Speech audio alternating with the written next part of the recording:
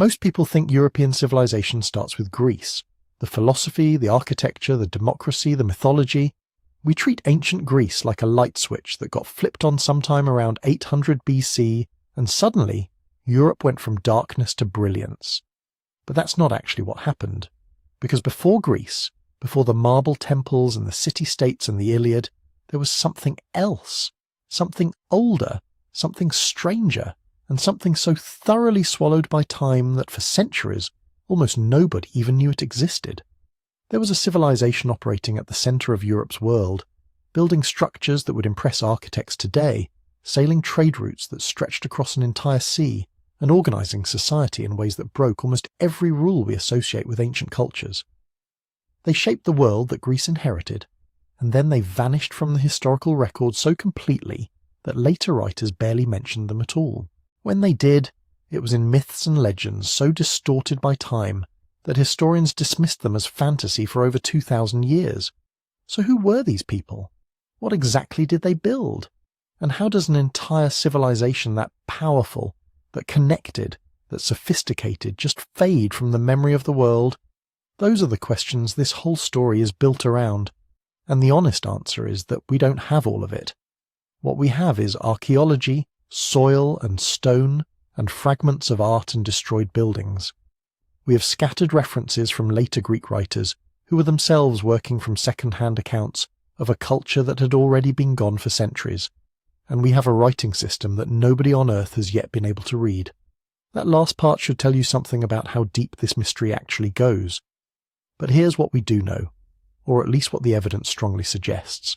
Before Greece rose to dominate the Mediterranean, there was a civilization on the island of Crete that ran the show. They built enormous palace complexes without walls, which is remarkable when you think about it. They sent ships loaded with goods across hundreds of miles of open ocean.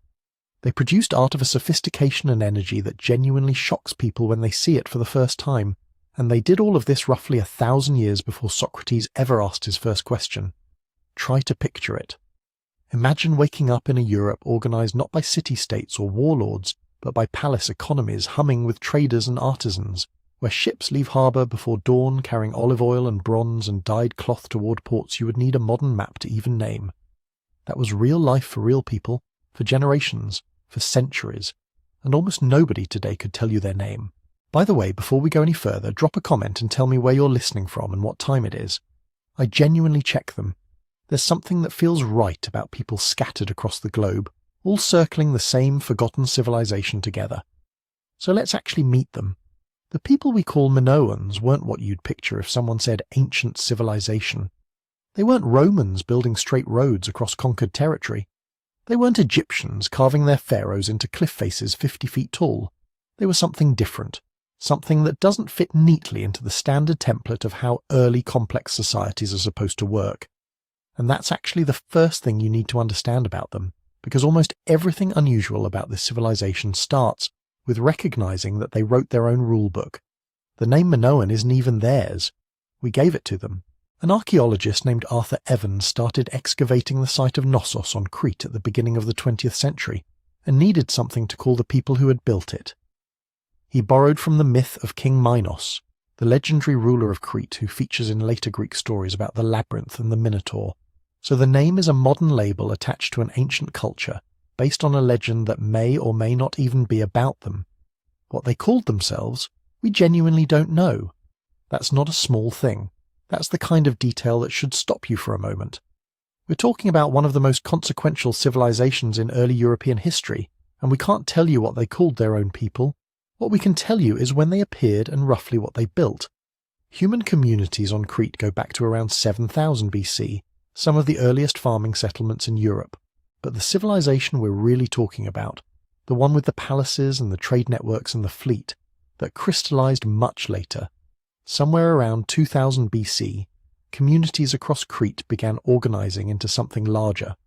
The first major palace complexes appeared around 1900 BC, which historians call the Proto-Palatial period. These weren't primitive experiments. They were sophisticated administrative centers from the start, capable of managing agricultural surplus, organizing craft production, and coordinating exchange across considerable distances. Then around 1700 BC, something disrupted the first palaces. Earthquake, internal conflict, possibly both. They were destroyed and rebuilt. And the second round, the Neopalatial period that followed, was even more impressive than the first. That's the era we're really talking about when we say the Minoans were at their peak, roughly 1700 to 1450 BC. 3 centuries of a civilization operating at a level that, given the time and place, was genuinely extraordinary. Now here's where we have to be honest about what we know versus what we're inferring. We have the physical remains. We have the palaces themselves, the pottery, the frescoes, the tools, the storage jars, the harbour infrastructure. We have trade goods showing up in Egypt, in the Levant, in mainland Greece, in the islands scattered across the Aegean. We have enough material evidence to reconstruct the broad outlines of how this society functioned. But we don't have the documents, we don't have the court records, the census data, the trade agreements, the religious texts. That writing system mentioned earlier, the one nobody has decoded, is holding all of that hostage. So when scholars describe Minoan religion, or Minoan political structure, or what exactly the palace administrators were doing, they're working from physical artifacts and inference. Careful, rigorous inference built by some of the best archaeologists alive, but inference nonetheless. Keep that caveat in the back of your mind as we go, because it matters. What the physical evidence makes unmistakable is geography. And geography is the key to understanding why the Minoans mattered so much. Crete isn't a small island. It's about 160 miles long, sitting right at the southern edge of the Aegean Sea like a natural stepping stone between 3 continents. To the north, mainland Greece and the Aegean island chains. To the east, Cyprus and the coasts of Anatolia and the Levant. To the south, Egypt, barely 2 days sailing away in good conditions. To the west, the routes that eventually reach Sicily and the central Mediterranean. Crete sits at the intersection of all of it. Any ship moving goods between Egypt and Greece, between the eastern Mediterranean and the western, had to either pass near Crete or through the waters it dominated. That's not a coincidence that the Minoans exploited. That's an advantage they were born into and then systematically built on for centuries. The Aegean itself in this period was essentially a network waiting to happen. Hundreds of islands, most of them visible from each other on a clear day, scattered across a sea that's calm enough in summer to cross in an open boat, but rough enough in winter to demand serious sailing knowledge. It's the kind of geography that rewards maritime expertise above almost everything else. The Minoans developed that expertise over generations, and once they had it, they had leverage. Not military leverage in the way we usually think of it. Something subtler and in some ways more durable. Economic leverage. Cultural leverage, the leverage of being the people who knew the routes, controlled the goods, and understood the connections better than anyone else operating in that world. That word, ruled, in the way we're using it here needs unpacking. When we say the Minoans ruled Europe before Greece, we don't mean they had governors in every province and legions marching to enforce tax collection. That's a Roman picture, and this isn't Rome. What the evidence suggests is something more like a centre of gravity. A civilization so economically central and culturally influential that its reach was felt across the entire Aegean and well beyond, not because it conquered its neighbours, but because its neighbours organised their economies around it. Trade on Minoan terms, adopted Minoan artistic styles, looked to Crete for the luxury goods that signalled status and sophistication. That kind of dominance is harder to see in the archaeological record than a military conquest, but it's also often more total. You can resist an army. It's harder to resist being the thing everyone wants to be connected to. And then it ended. Or rather, it didn't just end. It was succeeded, absorbed, and then almost entirely forgotten in a way that seems almost designed. Later cultures moved into the space the Minoans had occupied. They adapted what they found useful and let the rest decay. Within a few centuries, a civilization that had shaped the entire Bronze Age Aegean had been reduced to background noise. A few strange myths about a maze under a palace and a monster that lived inside it. That's the mystery sitting at the centre of this whole story. Not just what the Minoans built, but how something that significant got so thoroughly erased. And to even begin to understand that, you have to understand what they actually built in the first place. Walk into Knossos, and the first thing that disorients you is the scale. Not in the way a Gothic cathedral disorients you, all vertical ambition and deliberate awe. Knossos spreads horizontally, sprawls, rambles through multiple stories and interconnected wings in a way that feels almost organic, like it grew rather than got built.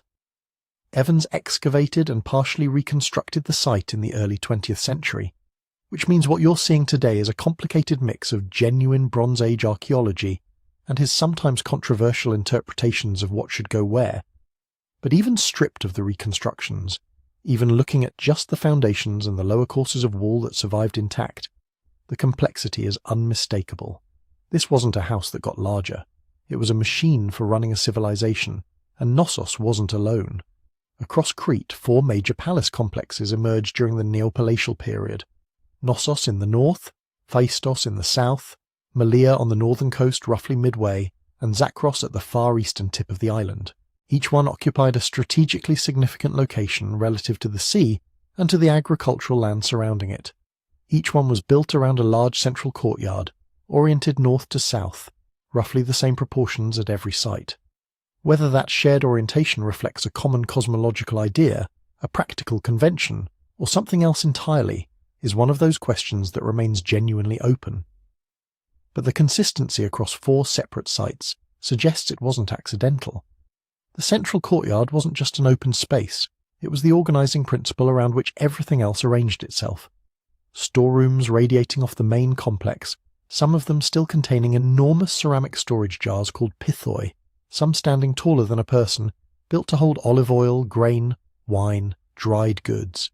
The sheer volume of storage capacity at these sites tells you something important about what the palaces were actually doing. This wasn't primarily a residence for a ruler surrounded by a court, it was a redistribution centre. Goods came in from the surrounding countryside, farmers and herders contributing surplus through what looks like some form of taxation or obligatory offering, and goods went back out to specialist craftspeople who depended on palace-managed supplies, to workers engaged in palace-organised projects, possibly to trading partners abroad as well. The palace sat at the centre of a web of economic relationships that extended across the entire island.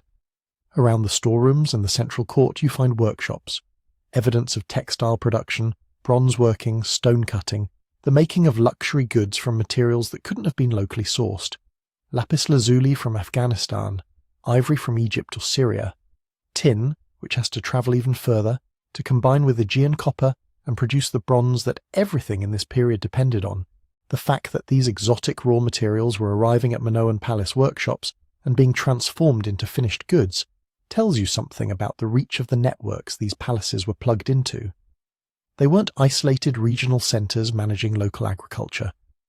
They were nodes in a Mediterranean-wide exchange system. The craft specialisation visible in the palace workshops is extraordinary for the period. Minoan textiles were famous across the ancient Mediterranean, depicted in Egyptian tomb paintings as prestige imports worth trading for.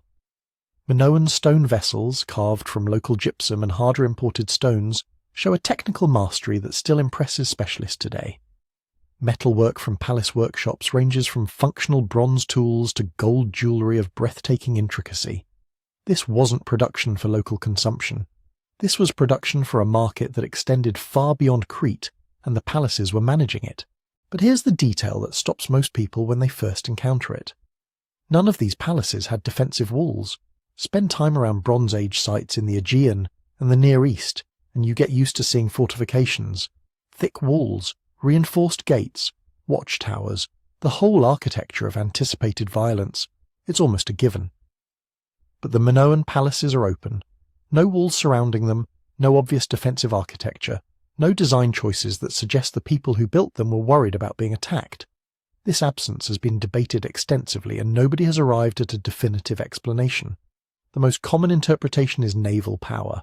If you control the sea lanes, if your fleet is strong enough that no enemy could land on your shores in significant numbers without your knowing about it well in advance, you don't need walls. Your defence is offshore, invisible, maintained by the same maritime expertise that drives your trade. It's a plausible argument and it probably contains some truth. But there are other possibilities. A civilization built heavily on trade and cultural prestige might maintain security through diplomacy and mutual interest rather than military deterrence. If your neighbours depend on your trade networks, attacking you damages themselves. Walls might also reflect an ideology as much as a practical calculation. A palace that opens itself to the surrounding community rather than fortifying against it, is making a statement about how it understands its own relationship to that community. Because the farmers and herders and sailors and artisans who surrounded these palaces weren't just subjects providing tribute to an isolated elite. The evidence suggests a much more integrated relationship. The palace organized their economy, managed their surplus, provided access to craft goods and imported materials that they couldn't produce or obtain independently. In return, they fed and supplied the whole system. It was a relationship that presumably needed to be maintained through demonstrated benefit as much as through raw authority. Whether that relationship was always equitable, or whether the people on the agricultural end of the arrangement would have described it as fair, is another of those questions the archaeology can't fully answer. But the physical openness of the palaces, their lack of walls, their position within rather than above their surrounding landscapes, suggests something different from the heavily militarized palace cultures you find elsewhere in the Bronze Age world. Different in ways that, once you start noticing, keep multiplying. If the palaces were the brains of the system, the sea was its nervous system. Stand on almost any high point in northern Crete, and the pattern becomes obvious. The palaces we just talked about? None of them are very far from a good harbour. Knossos has easy access to the protected bay at modern Heraklion. Malea sits just behind a low, accessible stretch of coastline. Zakros is practically leaning over a secluded cove looking straight towards Cyprus and the Levant. These weren't accidents of geography, they were choices. For the Minoans, the sea wasn't a barrier, it was the highway that mattered. Every civilization has a landscape it's optimized for. For Mesopotamia, it was river plains and irrigation canals. For Egypt, the strip of green hugging the Nile. For the Minoans, it was that broken necklace of islands, currents, and predictable seasonal winds we call the Aegean. If you know what you're doing, the Bronze Age Aegean is not chaos. The summer Meltemi winds blow reliably from the north. The islands are spaced like stepping stones, Crete to the Cyclades to mainland Greece and western Anatolia. Even in a small, relatively low-tech sailing ship you can plan, and the Minoans appear to have planned very, very well.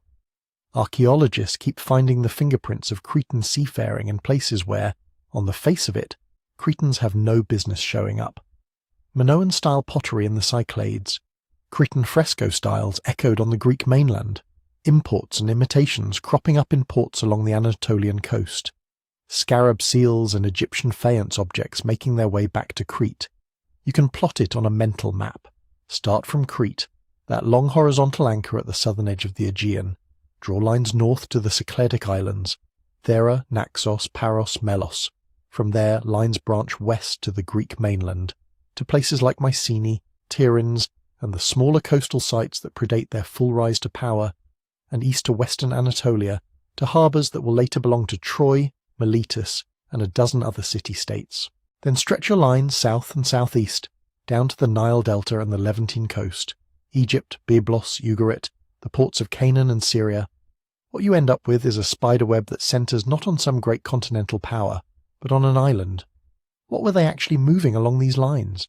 At the bulk level, the staples are familiar. Olive oil and wine in big transport jars, grain where possible, dried figs and raisins, maybe salted fish. Olive oil wasn't just food. It was light, in the form of lamps. It was skin treatment.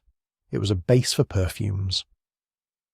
In a pre-petroleum world, good oil is a kind of liquid infrastructure, and Crete's hills are perfectly suited for olive cultivation. Then there's pottery. Not as glamorous as gold, but pottery is the shipping container of the Bronze Age. Minoan potters seem to have been very good at making exactly what the trade network needed. Standardized storage jars, narrow-necked amphorae for oils and wines, pouring vessels, cups. Some are plain workhorses, others are decorated in what we call marine style. Octopuses, dolphins, swirling sea plants, and those clearly aren't just functional, they're statements. Owning Minoan pottery isn't only about having a container, it's about possession of a recognizable aesthetic from a prestigious culture. Saffron shows up too, or at least the suggestion of it. Saffron crocus is depicted in Minoan art being harvested and processed, often in ritual-looking scenes. Real saffron is labour-intensive to produce and easily transportable in small quantities with high value. Given how later Mediterranean economies treat saffron, it's hard not to see it as one of those prestige goods moving along the Minoan routes. And then metals. Crete has copper sources, but no local tin worth mentioning. Bronze, the alloy that gives the entire age its name, needs both. So somewhere, Cretan ships or their trading partners are bringing in tin from far away, maybe from central Anatolia, maybe in part from even farther afield as later trade networks suggest, places like Afghanistan or Central Europe, passed hand to hand through many intermediaries. In return, Cretans are exporting finished bronze tools and weapons, fine metalwork, jewellery. The palatial workshops that we just walked through need ore. The ships bring it. Add to that small high-status exotica. Carved stone vessels, inlaid daggers, gold signet rings, coloured glass, faience, shell and ivory. These are the things that end up in elite burials the object's archaeologists get excited about. But for the Minoan system, they're not just trinkets. They're relationship tools. You don't just hand someone a beautifully carved riton or a set of dyed textiles and walk away. You're buying alliances, sealing agreements, feeding a feedback loop of shared taste. Because trade isn't only about stuff, it's about style. When Minoan pottery turns up on a Cycladic island, local potters start imitating the shapes. When Cretan fresco painters, or Cretan-trained painters, decorate a wall in a palace on the Greek mainland, they don't just import images, they import an entire visual language, flowing lines, naturalistic plants, people leaping over bulls. Some of that is direct transfer. Maybe an artisan actually travelled. Some of it is imitation to distance. Make it look like the Cretan thing the chief's cousin saw in that foreign palace. The same happens with technology. It's one thing to receive a fancy bronze axe blade from Crete. It's another to arrange a steady supply of such blades. That pushes you either to maintain tight trade connections or to learn the production techniques yourself. Tin bronze recipes, furnace designs, textile dyes, methods for sealing huge storage jars, even the accounting systems the palaces use to track all this. Once these ideas get into a trade network, they're very hard to keep bottled up. And along with the objects and the techniques comes something less tangible: political weight. If you're a small coastal community in the Cyclades and your people sail regularly to Crete to deliver grain or wool and bring back oil, fine tools and cult objects, your internal status structure is going to reorganize around those connections. The people who speak the right dialect of Minoan, who know the etiquette of the palace at Knossos, who can negotiate the next shipment or the next marriage alliance, those people matter. Some scholars think that's what lies behind the old Greek tradition that Minos ruled the sea. In classical sources you occasionally see the word thalassocracy, literally rule of the sea, attached to Crete and to Minos in particular. Later writers imagined fleets patrolling the Aegean, pirates suppressed, islanders paying tribute.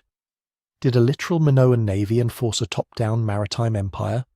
The evidence isn't clear-cut. We don't have definitive lists of subject cities or carved reliefs of triumphant kings with kneeling islanders. There are no fortresses on every promontory flying the Cretan equivalent of a flag. What we do have is a pattern. Cretan goods and styles dominate certain periods in the material record across the Aegean. Cretan influence seems especially strong on some islands and coastal zones, and yet local cultures persist, adapt, and sometimes push back. One way to think about a Minoan thalassocracy is less as an iron-fisted empire and more as a kind of maritime commonwealth. Control through soft power, being the indispensable node in a network of exchange. If you're the place everyone needs to go for certain goods, if your artisans have the look everyone wants, if your religious iconography quietly seeps into other people's shrines, you don't need to garrison their towns to influence them. You just need them to keep valuing what you provide. Another possibility is that Minoan power fluctuated. At some moments, especially in the height of the Neopalatial period, Cretan fleets might really have been the dominant naval presence in the central Aegean, able to project force when necessary and to discourage rivals. At other times, especially after disasters like the eruption at Thera, that dominance may have weakened, leaving room for mainland powers to step in. Either way, the sea is doing something particular here. It enables a kind of decentralized integration that land empires often struggle with. You don't need continuous territory. You need harbours, shipwrights, navigators, interpreters, and a shared set of expectations about weights, measures, and reciprocity. So imagine for a moment one of those ships at the centre of it all. It's late afternoon in a Cretan harbour, somewhere near Knossos' coastal outlet. The ship is long and relatively narrow, its hull built by pegged mortise and tenon joints. wooden pieces carefully cut and slotted together, a technology we know Bronze Age shipwrights used. A row of oars rests along the sides for calm days and tight manoeuvring. A single mast carries a broad square sail for open water runs. The cargo is as layered as the network itself. Down in the hold, heavy pithoi are wedged in with straw, a couple filled with olive oil, others with wine, maybe one with grain for a particularly hungry island along the route. Between them lie copper ingots in that distinctive ox-hide shape, easy to lash down and to carry on a human back when they're offloaded. A tightly wrapped bundle of dyed textiles destined for a local ruler who wants his cloak to scream, "I trade with Crete." A small chest with a few gold rings and carved stone seals, not for open market sale but as diplomatic gifts. Near the top, a basket fragrant with crocus threads, saffron as bright as fire, carefully covered. On deck, the crew are a microcosm of the world this network creates. A captain who's made this route a dozen times and can read the currents by the way the foam pulls away from the rocks. A young sailor from a Cycladic island, learning Cretan words and mentally rehearsing what he'll say when he reaches home, and everyone crowds around to hear about Knossos. A trader who has been to Egypt, who can point to artifacts in the cargo and say, "Over there they have something like this, but in blue glass." And suddenly everyone on board is thinking beyond even this trip. The harbour around them is busy but not random. Scribes with clay tablets are noting quantities as goods move in and out. Dockside workshops are repairing hulls, twisting new ropes, boiling pitch. Somewhere above, back in the palace, someone will update an inventory and decide how much surplus can be risked on the next long-distance voyage versus how much stays in storage. From this one moment, a ship pushing off as the wind shifts, prow turning toward the open water, you can see how an island civilization might end up quietly binding half the eastern Mediterranean into its orbit. Not with walls, with roots, with relationships, with a network woven across the sea so tightly that, for a few centuries, it feels less like separate coasts and more like different neighbourhoods in the same extended world. And that network doesn't just move things, it moves ideas, images and rituals, which is where the Minoans become even stranger. Because when you look at what they choose to decorate their palaces with, what they seem to celebrate and ritualize, you start to realize that their entire way of imagining power and the sacred may have been very different from the kingdoms around them. Walk into a Minoan palace in your mind and strip away the dust and missing pieces. The first thing that hits you isn't statues of kings or lines of soldiers, it's colour, motion, and a very specific set of obsessions. The walls are alive with frescoes, young people in flounced skirts and loincloths, hair streaming, leaping over bulls the size of small cars, processions of figures carrying vessels, lilies, branches, dolphins swimming across blue bands that might be water, might be some symbolic boundary. On pottery and carved seal stones the same world repeats in miniature. Spirals, waves, plants, animals, human bodies captured in mid-gesture. This isn't decorative wallpaper, it's a visual system, and when you line up enough pieces from enough sites, patterns start to emerge. Take the palaces. In places like Knossos, Phaistos, Zakros, the best rooms aren't filled with scenes of kings on thrones dominating their enemies. You get processions, rituals, feasts, dances. Even when there is a throne, like the famous stone seat at Knossos, the surrounding frescoes show griffins, plants, perhaps goddesses. The human figure, when it appears, is usually participating in some kind of performance or offering, not radiating solitary military glory. It looks like a society where status is staged as participation in shared spectacle, not as one man towering over everyone else.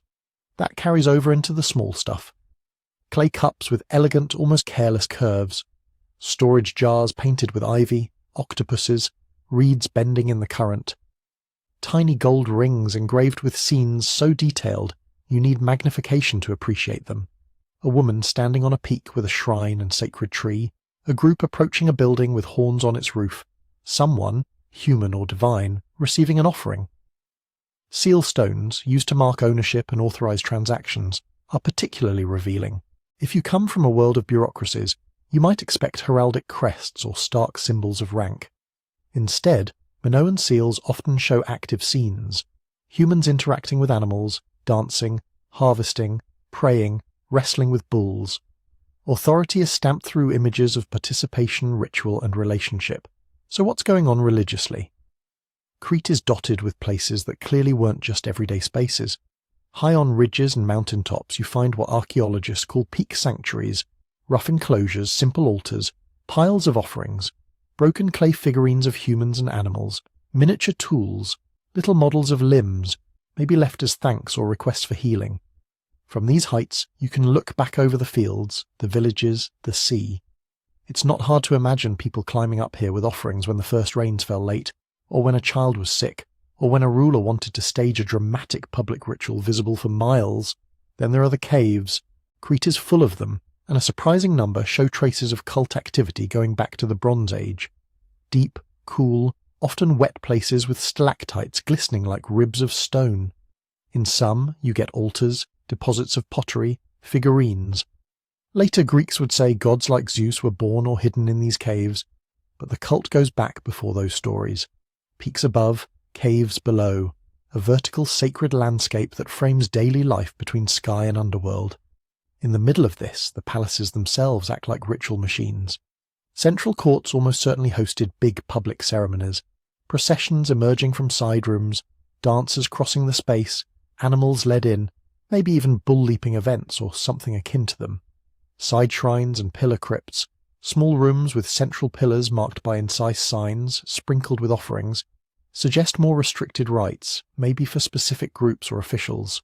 What's striking is that many of these religious spaces are embedded in the very architecture where administration happens. Storage magazines with religious symbols scratched into the walls, doorways marked by horns of consecration, pairs of stylized stone horns set up like a frame. Ritual isn't off in some distant temple district. It's threaded through the spaces where you weigh grain and tally oil. Which brings us to the recurring motifs that almost define Minoan culture. Bulls first. They're everywhere, in frescoes, on seals, as rita, those carved stone or ceramic pouring vessels shaped like bullheads. The famous bull-leaping scenes show acrobats vaulting over a charging animal, hands on the back, bodies in impossible arcs. Whether this was a literal sport, a mythological scene, or a ritualized symbol, we don't know. But the bull clearly matters. In many agricultural societies, bulls stand for raw power, fertility, the dangerous strength harnessed to plough fields and pull heavy loads. In Minoan art, that energy seems to be something humans interact with, dance around, maybe even master theatrically, not simply slaughter. Then there are the horns of consecration, those U-shaped stone or clay constructions that look like stylized bull horns. They sit on palace roofs, in courtyards, framing entrances, even on miniature models of buildings and altars. They don't do anything functional. Their job is to mark space. Put horns on a roof, and you're saying, this building participates in the sacred. Set them by a doorway, and you're telling everyone who passes through that the threshold they're crossing isn't ordinary. It's like a visual tag for divine presence, repeated so often that it becomes part of how people read architecture instinctively. The double axe, the labris, is another core symbol. We see it carved into pillars, painted on walls, engraved on tiny gold sheets, even cast in bronze as offerings. It's often depicted too large to be a practical tool. It feels more emblem than weapon. Later Greeks associated double axes with sacrifice and with female divinities in Anatolia and the Aegean. In Minoan contexts, the labris shows up in shrines and near what look like altars. It may have been a symbol of a deity, of priestly authority, or of the act of ritual killing itself, turning the capacity for violence into something bounded, rule-governed, sanctified. Bulls, horns, double axes, power animals and power tools transformed into signs. Together they create a world where authority doesn't have to shout, "I have the most soldiers." It whispers, or chants, "I am the one who knows the rituals that keep the world in balance." Gender in this imagery adds another twist. In a lot of Minoan scenes, especially in elite and ritual contexts, female figures are front and center. Women in elaborate flounced skirts and open bodices stand on platforms, receive offerings, handle ritual objects, dominate the middle of compositions. Male figures are often more mobile, running, leaping, pouring, carrying. Some scholars, especially in the 20th century, took this to mean Minoan society was a kind of matriarchy, with powerful priestesses or a supreme mother goddess at its core. Others caution that we might simply be seeing idealized images, ritual roles, not a census of who actually held power. There are also practical concerns. Clothing and skin colour conventions in the art. Women often painted light, men dark, following an Egyptian convention, may tell us more about visual grammar than real social hierarchy. What does seem reasonable is to say that femininity, fertility, and the human capacity to mediate between nature and the divine were visually important. Whether that translated into women dominating political decisions, we just don't know. Status is just as slippery. There are certainly elite markers, more elaborate jewellery, taller hats, more expensive pigments, more complex settings, but you don't see a repeated image of a single identifiable king conquering enemies and stamping his name on everything. Authority is presented as membership in a ritual class, participation in processions, proximity to sacred symbols, not as one exceptional individual standing alone above the crowd. And that leads to a bigger question. How do you hold a complex society together if you're not constantly showing off your army? One answer is, you build a world where people are emotionally invested in the rituals that justify the system. Imagine you live in a town under the shadow of Knossos. A couple of times a year, you and many others walk or ride up to the palace for a festival. You pass under horns of consecration, hear music, smell incense and roast meat, see acrobats risk their lives in the bull ring, watch priests or priestesses perform acts you're told keep the rains coming and the seas favourable. Food is redistributed, wine is poured. You get to be part of something larger than your village, larger than your lineage. In that kind of setting, the palatial elite don't have to point at fortifications to justify their role. They can point at ceremonies, at the storerooms full of offerings, at the continuity of rituals that your grandparents also attended. Their power is stabilized not only by force, which they surely could use when needed, but by spectacle, by shared belief, by the feeling that this is how the world works. Ritual can do what walls do in other societies, define insiders and outsiders, reward obedience with inclusion, and threaten exclusion without having to draw a sword every 5 minutes. And this theatrical, symbol-laden system doesn't stay on Crete. When you look at mainland Greece in the generations before and after Mycenae rises, you see local elites borrowing Minoan tricks. Fresco programs in places like Mycenae and Tiryns suddenly sprout Minoan-style borders, Minoan colour schemes, even full scenes of processions and bull leaping. Mainland tombs contain imported or locally made imitations of Minoan seal stones, rings, and writer. Shrine layouts start to echo Cretan designs. These aren't random borrowings, they're deliberate choices. If you're a rising chief on the mainland, and you want to show your followers that you're plugged into the big, prestigious world across the sea, you commission your hall to be painted the Cretan way. You pour wine at feasts from a bull's head rhyton. You mark your building with horns of consecration. You adopt the symbols of a network that, for generations, has been associated with wealth, skill, and access to exotic goods. In other words, Minoan culture becomes a kind of soft power package. You don't have to be ruled by Knossos to be ruled by its style, and that in turn makes the Minoan story even stranger, because while others are busily copying their art, their rituals, their aesthetic of power, something else is happening back on Crete. Pressures building, tensions rising, cracks appearing in the world that bulls and double axes were supposed to keep stable. If ritual is the public face of Minoan power, writing is its backstage voice. Deep in those palaces, in the storerooms, the side offices, the quiet corners where scribes sat, another system was at work, not painted in bright pigments, pressed, scratched, and rolled into wet clay. On Crete you don't just get one script, you get 2 early ones that belong to the age of the Minoan palaces, Cretan hieroglyphs and something called Linear A. Both seem to grow out of the same need, keep track of a complicated world of goods, people, and obligations. Both are tied, as far as we can tell, to the palace system, and both are maddeningly silent about the things we most want to know. Cretan hieroglyphs show up first. The name makes them sound like they're related to Egyptian, but hieroglyph here basically just means little pictures. They appear on seal stones and clay documents from early palace sites, especially in central and eastern Crete. You see tiny images, human figures, animals, tools, plants, abstract shapes. Some are clearly used like signs in a script.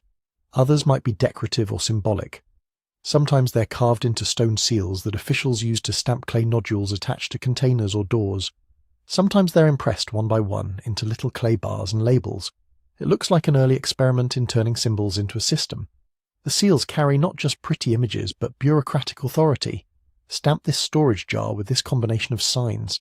And everyone knows whose domain it belongs to, what kind of transaction it represents, maybe even which office processed it. Then, around the time the big neopalatial centres bloom, Knossos, Phaistos, Malea, Zakros, another script appears, Linear A. Where Cretan hieroglyphs are pictorial and dense, Linear A is stripped down, made of clean, simple strokes, hence the name linear. The signs are arranged in lines left to right, on flattened pieces of clay. When archaeologists started finding these tablets in palace ruins, lined up in shelves or scattered on floors dirt-baked by ancient fires, it changed the way people thought about Minoan society. Because whatever else you can say about a culture, if it's producing hundreds and hundreds of clay tablets, sealings, and labels covered in standardized signs, it has a bureaucracy. The tablets themselves are almost comically unglamorous. No hymns, no myths, no royal autobiographies. What survives are the boring bits that happen to be fireproof.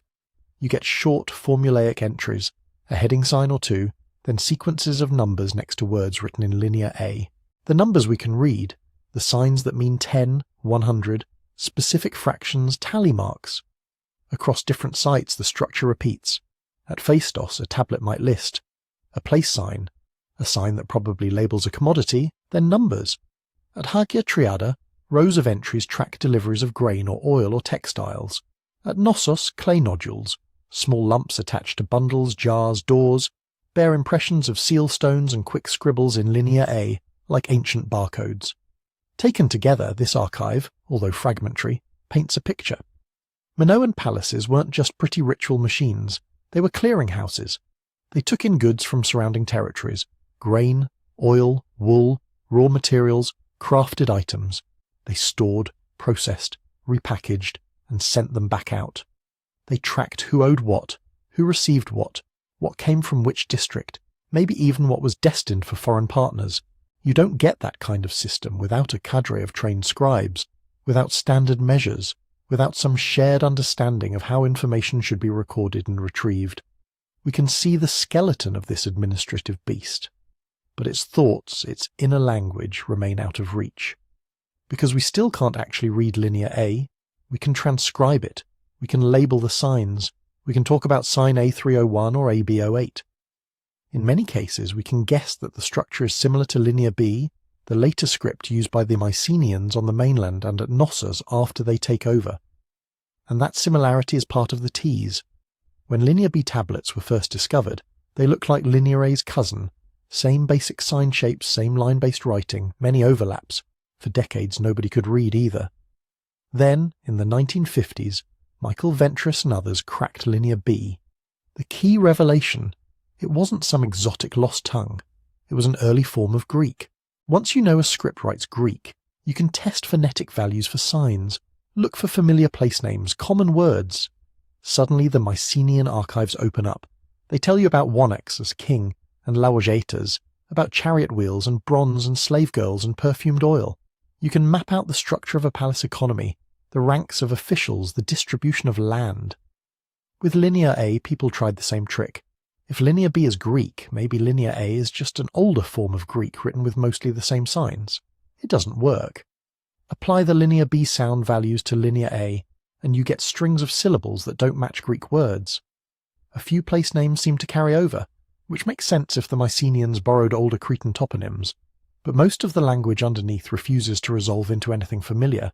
The current consensus is cautious. Linear A uses many of the same or similar signs as Linear B, probably with related phonetic values, but it's writing a different language, one we don't otherwise have. That's the core of the problem. Decipherment needs anchors. Ideally you want a known language, written in an unknown script, or an unknown language written in a known script, or best of all, a bilingual inscription, the Rosetta Stone scenario. With Linear A, we have an unknown language written in a partially known script with no bilingual help. The documents are short. They're mostly administrative. Many words are probably personal names, place names, or technical terms that wouldn't have exact matches elsewhere, even if we knew the language family. So scholars do what they can. They compare sign frequencies. They identify recurring sequences that probably mean things like total, or dedication, or for the god. They use context. If a sign sequence appears on multiple tablets next to varying numbers, but in a fixed column, maybe it's a commodity: grain, wine, wool. If a word shows up mostly in what look like offering lists, maybe it's a deity or a ritual term. Over time, a hazy picture emerges of Minoan accounting formulas, maybe even of a few cultic words, but the real meaning remains mostly hypothetical. And the bigger question, what language is actually being written, is still open. Some researchers argue that the underlying language might belong to an early family we know from Anatolia or the Near East, related in some distant way to Luwian or Hattic or something even older. Others suggest a link to later pre-Greek place name elements we see scattered across the Aegean, hints of a vanished tongue underlying Greek toponyms. There are theories tying it to Semitic languages, to Indo-European outliers, to totally isolated lineages that left no descendants. Every proposal has problems. Sound correspondences don't quite line up. Grammar has to be partly imagined. The tiny corpus makes it possible to build elaborate models that can't be decisively falsified. So the honest answer is, we don't know what the Minoans called themselves. We don't know what they called their gods, their rituals, their own island. We can see the marks of their language, but we can't hear its voice. Compare that to the Linear B world. Once Linear B was cracked, Mycenaean palaces stopped being ghostly. Suddenly you can read lists of tripods with handles, women workers from Knossos, bronze given to the smiths of such and such place. You see that they had word forms recognizably ancestral to classical Greek. Potinija for Potnia, lady, a powerful goddess figure. Kasiriou for Basileus, originally more like chief than later king. You can trace how they organize their territories into districts, how they track flocks, how they use specific terms for officials and specialists. You get a feel for their preoccupations: war gear, chariots, male elites, land holdings. With Minoan Linear A, the structure of the documents looks kind of similar. Headings, lists, totals. Maybe temple inventories, maybe rations, maybe offerings. But without knowing what the words actually mean, we can't say whether the palatial elite were calling themselves something like king, or steward, or high priest. We can't read their prayers, if any survive. We can't see their own conceptual world, only the shadows it throws on accounts. That's where the stakes come in. When a civilization's writing is unreadable, it's as if we're looking at it through soundproof glass. We can reconstruct the architecture, the pottery, the trade routes. We can admire the art and imagine the rituals, but the people themselves, their stories, arguments, metaphors, jokes, laws, stay locked away. For Minoan Crete, that lock is particularly frustrating because the scripts are right there, sitting in museums, in drawers, on shelves. We can count how many sheep some official recorded on a given day 3,600 years ago. We can hold the tablet in our hand. We just can't understand the words he used to do it, and that makes it much easier, historically, for someone else's story to overwrite yours. By the time writing returns to Crete in a form we can read, with Linear B under Mycenaean control, the language of the tablets is Greek. The names of gods, officials, and places are filtered through a mainland lens. The palaces are still there, some rebuilt, but the voice recording their business has changed. Later Greeks, centuries after the palaces fell, will tell stories about a king named Minos, about a labyrinth, about monstrous bulls and heroic Athenians. They'll fold Cretan memories into their own mythic universe, giving them Greek names, Greek motives, Greek morals. Without the Minoans' own words to push back, to complicate or contradict those stories, it's easy for their civilization to feel like a prelude, a backdrop, a mythic stage set for someone else's epic. But the unread tablets say otherwise. They tell us that Minoan Crete had its own language, its own administrative jargon, its own technical vocabulary of ritual and economy, a whole conceptual world, running for centuries, parallel to the better documented traditions of Egypt and Mesopotamia. We just happen to be standing on the wrong side of the locked door. And while that door stays closed, other parts of the story have to carry more weight. The stones, the ships, the scars left by disaster.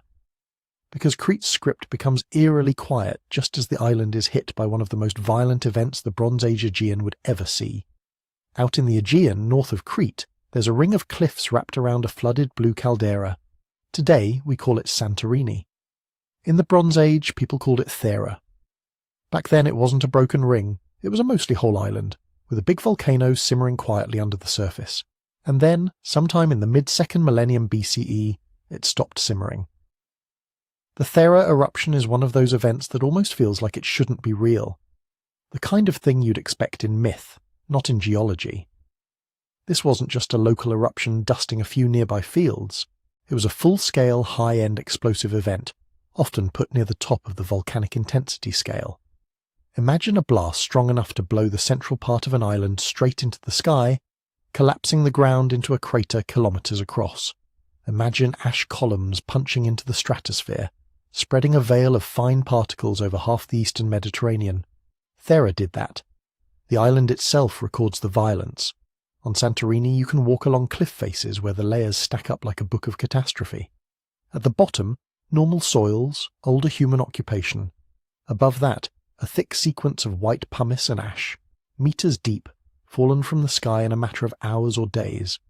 Above that again, post-eruption sediments, new landscapes, recolonized by plants and people long after the dust settled. In some places around the Aegean, that ash shows up as a thin, distinctive layer, a time marker. On Crete, in cores pulled from lakes and marshes, in seabed sediments, on excavation floors, you get traces of this fallout. Microscopic glass shards that geochemists can match back to Santorini's magma like a fingerprint. And ash in the air was only part of the story. Most reconstructions think the eruption unfolded in stages. Initial explosions, ash and pumice raining down, then catastrophic collapse of the central cone. When a huge volume of volcanic rock drops into the sea at once, the water has to go somewhere. It goes outward. That's where the tsunami hypotheses come in. If you picture the map of the southern Aegean, Crete down here, Thera up there, smaller islands scattered in between, and then you drop a chunk of mountain into the water between them, it's not hard to imagine what happens next. Walls of water racing outward in all directions, slamming into shorelines, wrapping around headlands, funneling into bays and harbours. On Crete's north coast, a string of Minoan harbours and coastal settlements faced almost directly toward Thera. Places like Amnissos, Palai Castro, Malia's coastal outskirts. Archaeologists digging at some of these sites have found what look like chaotic destruction layers, buildings smashed in odd ways, debris full of sea sand and marine microfossils thrown inland, clusters of human and animal bones jumbled together. Are those tsunami deposits? In some cases, the evidence points that way. In others, it's more ambiguous. Storms can move sand too. Earthquakes can topple houses without any wave at all. That's one of the tricky parts with the Thera story. It's tempting to imagine a single clean cause and effect chain. Volcano explodes, tsunami hits, Minoan civilization falls. Reality looks more complicated. What we can say with some confidence is this. The eruption was huge. It blasted an astonishing amount of material into the atmosphere. It poured ash into the sea. It probably generated a series of tsunamis. And it happened in the middle of a highly connected maritime world where Crete's power depended on ships and harbours and stable trade routes. Interruption alone, even without total annihilation, would have mattered. Think about what we've already seen of the Minoan network. Palatial centres acting as hubs, ships running regular circuits to the Cyclades, to the Greek mainland, to Anatolia, to Egypt and the Levant. Exotic materials flowing in, finished goods flowing out. Religious ideas, symbols, and artistic motifs hopping from port to port.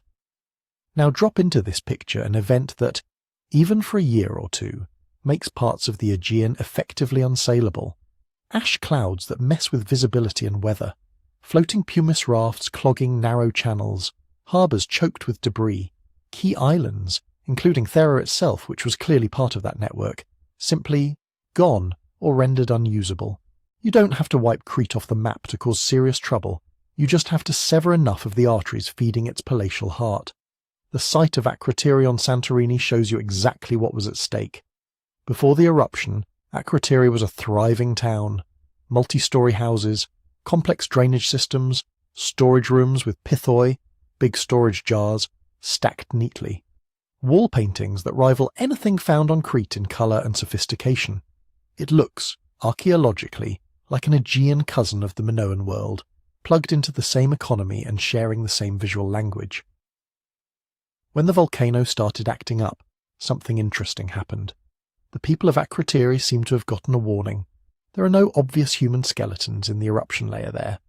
No Pompeii-style crowds frozen in ash. Instead, you find houses with furniture moved, storage containers emptied, valuables taken, as if residents had time to pack and flee. The buildings eventually collapse under the weight of pumice, but the town itself dies quietly. The disaster is geological, not a sudden massacre. That rescue by timing is our gain. Because Akrotiri is essentially a time capsule for Aegean high life right before the eruption. Inside those houses you see wall paintings of ships in procession, harbours buzzing with life, flotillas moving between rocky islands topped with little towns. You see landscapes with flowering plants and monkeys, imagined or imported. You see women in elaborate robes and jewellery, processions, rituals, maybe even scenes tied to a seasonal festival. This isn't just Minoan art exported. It's an entire community living inside that same shared cultural sphere, adapted to its own island but clearly connected to Crete via trade, style and probably religion. And then, in a geological blink, their island is torn apart. For Crete, losing Thera and its Cycladic neighbours as stable partners would have been a serious blow. Imagine a logistics map. Key staging point removed, shipping lanes suddenly more dangerous, friendly harbours gone, a psychological shock hanging over everything. Now layer on another problem, dating. You'd think an eruption this big would be easy to pin down precisely. It's not. For decades, scholars used pottery sequences and Egyptian historical records to anchor the event. The relative dating went something like, find Theran pumice in Egyptian contexts, match it to known reigns of pharaohs, cross-check with styles of imported ceramics. That approach tended to push the eruption down closer to 1500 BCE, after the period of peak Minoan palatial prosperity. Then radiocarbon got involved. Organic material buried by the eruption, branches, seeds, charred remains, can be dated using C14. A number of those samples, combined with tree ring sequences and ice core layers that might record volcanic signals, seem to indicate an earlier date, something more like the late 1600s BCE. That's a big difference, a century or more. If the eruption happened closer to 1600, it would line up with the height of the so-called Neopalatial era on Crete, when the great palaces were at their richest and artistic output was at its peak. In that scenario, the eruption might be the beginning of the end, a blow that destabilizes a flourishing system and sets up later crises. If it happened nearer 1500, it might fall into a period when Minoan power was already fraying for other reasons, making Thera more of a heavy push on something already leaning. Different chronologies tell different stories. One version, Thera is the thunderbolt that hits a robust empire. Another, Thera is a brutal aftershock in a landscape already full of cracks. The debate isn't just academic nitpicking, it shapes how we understand the relationship between natural disaster and social change. Either way, what the archaeological record on Crete itself seems to show is not a simple, everything burns the day after the volcano scenario. The big palaces don't all collapse in one synchronized moment associated with Theran ash. Some are damaged, rebuilt, modified. Some seem to keep functioning, perhaps at reduced capacity. Trade with the wider East Mediterranean doesn't completely stop. Egyptian and Levantine goods continue to appear. The linear A, administrative machinery keeps ticking for a while. That's where the idea of shock to the system becomes useful. Complex societies can absorb a lot. They have buffers, stored surpluses, political alliances, diversified trade, religious narratives that make sense of disaster. What they don't like is repeated, compounding stress. A volcano of Thera's magnitude can't help but be one of those stresses. It likely damaged or destroyed parts of the Minoan fleet, ruined coastal installations, disrupted regular trade routes to key partners, hit psychologically, the gods themselves tearing the sea apart, possibly altered regional climate for a few years, affecting harvests. But it didn't instantly wipe Crete clean. It weakened a web of interdependencies. It cut a few major threads, maybe snapped others halfway through. The system kept going, but now more brittle, more vulnerable to later shocks. Meanwhile, Akrotiri, sealed under meters of ash, sits as a silent witness with murals of ships and harbours frozen in the moment before impact.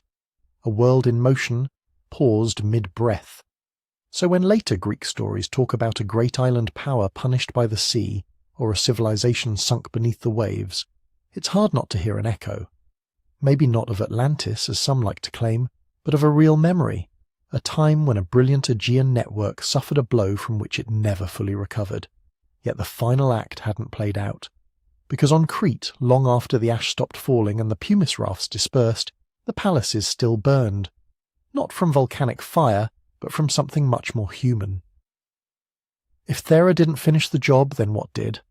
When archaeologists say a palace burned, they're not just being dramatic. On Crete, at places like Knossos, Phaistos, Malea, and Zakros, you can literally walk down through the soil and feel the moment when everything changes. Above you get later debris, scattered stones, eroded fills, bits of pottery from people living among the ruins or reusing old walls. Then, as you go deeper, you hit a compact, distinctive horizon. Charcoal-rich soil, turned almost black. Broken mud brick baked hard by intense heat. Fallen roof beams reduced to carbon ghosts. Storage jars fractured in place, their contents flash-baked or exploded. In some cases, walls reddened or vitrified where the fire got hot enough to alter the stone itself. That's a destruction layer, a scar in the stratigraphy. It's not just rubble, it's rubble that has been through fire.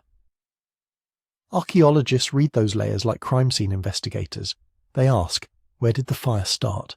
In storerooms? In upper floors? Do the collapsed floors and roofs show a particular direction of fall? Are there sling stones, arrowheads, or weapons embedded in the debris? Are there crushed skeletons, people trapped by sudden collapse? Do valuables still sit on floors and shelves? Or were they removed? Is there any sign that someone came back to clean up? Because how a place dies says a lot about what killed it. The Minoan palaces don't all tell the same story, but they rhyme. At many sites we see a major destruction horizon in the later 15th century BCE. The so-called final palatial period comes to an abrupt, fiery stop. Thick burn layers cap the last linear records, the last full expression of that old Minoan palatial system. Knossos is complicated, as usual. It burns, but it also gets rebuilt and reoccupied, apparently under different management. Other palaces, like Zakros on the far east coast, look more like they were hit and left. So what happened?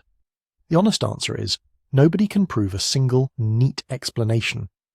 But there are several major suspects, and each has evidence in its favour, and problems. One candidate is the Earth itself. Crete sits in a seismically active zone. Even today, earthquakes are regular visitors. In the Bronze Age, they were probably even more frequent companions, as tectonic stresses adjusted across the Aegean. At several Minoan sites, you get signs of quake damage. Walls shifted off their foundations, floors buckled, staircases collapsed without clear burn. Some destruction layers show a pattern of toppled masonry that looks more like shaking than fighting. And earthquakes can cause fires. Imagine oil lamps falling over, hearths spilling embers into storerooms full of grain, olive oil, cloth, wooden beams. Once that kind of complex catches, it can become an oven. You don't need enemy soldiers to explain charred archives and baked brick. There's also the possibility of earthquake sequences, not just one big event, but a series of tremors over years or decades. In that scenario, you don't get a single, the day it all ended. You get repeated blows, repair, rebuild, another quake, more damage, corners cut, structures weakened. Every cycle drains labour, resources, and political goodwill. Add a few fires into that pattern, and the palaces might simply reach a point where rebuilding yet again isn't worth it, or isn't possible. But geology alone might not tell the whole story. Another suspect is internal revolt. The palaces were not cosy village co-ops. They were centres of authority. They controlled land, storage, redistribution. They organised labour for building projects and agricultural work. They ran shrines and ceremonies that surely reinforced their own legitimacy. If you're a farmer on the outskirts, delivering your grain up to the central storerooms and getting rations back, your view of this system might depend heavily on how fair it feels, and on whether the palace can keep its promises. What happens if, after something like Thera, crop yields dip? If seaborne trade becomes erratic? If the palace still demands the same taxes, but the feasts get smaller and the gods start looking angry? Revolts are hard to prove archaeologically. People don't leave neat inscriptions saying, "On this day we overthrew the palace and set it on fire." But some destruction layers look almost too thorough. Storerooms burned to the ground, archives charred, central halls gutted, while simpler houses around the complex show less catastrophic damage. In a few cases, objects that look like official symbols, seals, prestige goods, end up smashed or discarded in unusual ways. Is that an earthquake? Or is that targeted rage? Then there's the external attack hypothesis. By the mid-late 15th century BCE, something new is clearly happening in the wider Aegean. On the Greek mainland, in places like Mycenae, Pylos and Tiryns, militarized palaces with big fortification walls are rising. Their elites use a different script, Linear B. Their grave goods include weapons, armor and iconography of warriors and chariots. They look, in many ways, like a harder, more overtly martial version of the Minoan model. If you imagine those upstart mainland powers looking south at Crete, with its old, prestigious centres, its control of sea routes, its wealthy estates, it's not hard to see motive. Some scholars picture Mycenaean warbands crossing over, raiding or conquering, either as a sudden invasion or as a slow drip of pressure that eventually tips into takeover. Evidence. At a couple of Cretan sites, there are hints of mainland-style weapons. At Knossos, after the Big Burn, the administration seems to resume in Linear B rather than Linear A, with a Greek-language bureaucracy perched on the old Minoan foundations. That looks a lot like new rulers moving into a vacated seat. The problem is, again, timing and clarity. We don't have a neatly labelled conquest destruction layer with Mycenaean calling cards pinned to it. What we have is a pattern. Palaces burn. Some are abandoned. Knossos survives as a kind of hybrid centre, now under mainland influence control. Over the following generations, material culture across Crete shifts closer to Mycenaean styles. Was that the result of a violent takeover? A gradual elite replacement? A combination, with different outcomes at different sites? It might be all of the above, depending on where you look. And lurking behind all these specific scenarios is another idea. Cascading crises. Think back to Thera. Even if it didn't directly flatten the palaces, it likely damaged ports, fleets, and overseas dependencies. Trade routes had to be rerouted or rebuilt. Partners like Akrotiri disappeared. Surplus shrank. Confidence eroded. Now layer onto that the ordinary background of earthquake risk. Add possible fluctuations in climate, a string of bad harvests here, a drought there. Insert growing competition from ambitious mainland neighbours. None of these by itself has to be the killer. But together, over a century or two, they can undermine the stability of even a sophisticated system. That's where the distinction between a single catastrophe and repeated destabilisation matters. A society hit by one big disaster can paradoxically come out stronger. Rebuilding gives leaders a chance to demonstrate competence, to reward loyalty, to redesign their centres. People pull together under the banner of recovery, hit that same society again and again, before it's fully recovered from the last shock and the dynamic changes. Instead of, we can fix this, the mood shifts toward, they can't keep us safe. Trust erodes, obligations feel heavier, old arrangements start to look negotiable. When we look at the Minoan palatial sequence, we don't see just one destruction horizon. We see multiple episodes of damage and rebuilding. An earlier wave around 1700 BCE, after which the palaces come back even grander. Then the later, more terminal burnings in the 15th century. That earlier cycle is a great example. After the first big destructions, the so-called Neo-Palatial period sees the palaces rebuilt with even more elaborate architecture and art.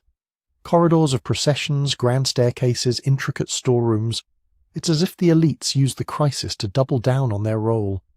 We rebuilt this world. We deserve to rule it. Rebuilding isn't just engineering, it's politics. You decide which areas get restored and which get left as rubble. You decide who gets new storage rights, new land allocations, new temple spaces. You bring in allies. You reward supporters. You sideline rivals. A post-disaster city is a blank slate that somebody gets to write on. Now fast forward to the final destruction horizon. At many sites, that script-writing opportunity either isn't taken or isn't possible. Some palaces are not rebuilt at all. Others come back only partially. At Knossos, someone clearly has the capacity and will to restore the administrative machinery, but now in a way that aligns with mainland Greek interests. That's what a weakened network looks like. Not absolute emptiness, but an uneven field full of partially broken nodes. For an ambitious power nearby, that kind of landscape is an invitation. If you're a Mycenaean one-axe on the mainland and you see Crete's ports flickering, its palaces damaged, its local elites scrambling, this is your moment. You don't have to launch a Hollywood-style armada and conquer the island in a single campaign. You can send merchants first, then diplomats, then marriage partners, then auxiliary troops to help secure a troubled harbour. Step by step you turn influence into leverage, leverage into control. By the time the smoke clears, the palaces are still there, in some form. But the people keeping the tablets, commanding the ships, deciding where the surplus flows, those might be new faces. The end of the Minoan palatial world is visible in burnt beams and collapsed halls. What's harder to see are the conversations, the betrayals, the desperate decisions made in the years before the fires. Were angry farmers setting torches in the night? Were rival Cretan factions fighting each other in the chaos after another quake? Were mainland adventurers quietly backing one side and then stepping into the vacuum? The archaeology gives us the ashen rubble. The motives stay shadowy. What we can trace, though, is the aftermath, a Cretan landscape of former palaces, some silent, one dominant, now speaking a different bureaucratic language. A civilization that once projected power across the waves has turned inward, its network frayed, its identity blurred. And on the mainland, in stone citadels that look very different from the open, wall-less courts of Minoan Crete, another kind of palace is just hitting its stride. On the mainland, those other kind of palaces aren't just architectural quirks. They belong to a different civilization with a different temperament. We call them the Mycenaeans. If Minoan Crete feels like a world of open courts and flowing processions, Mycenaean Greece feels like a clenched fist. You see it first in the hills. Where Minoan palaces sit low in fertile plains or on gentle rises, Mycenaean centres like Mycenae, Tiryns and Pylos perch on defensible heights, wrapped in enormous fortification walls. Later Greeks called those walls Cyclopean, because they literally could not imagine normal humans moving stones that big. Inside those citadels you still have storerooms, workshops, shrines. You still have a central hall, the Megaron, with a hearth and a throne. But the emphasis is different. The Mycenaean Megaron is a stage for a single ruler, the one-axe, rather than a broad, multi-courtyard space for fluid movement. The art on the walls leans heavily into chariots, hunting, and warriors. Bronze weapons appear not just as tools, but as prestige markers in graves.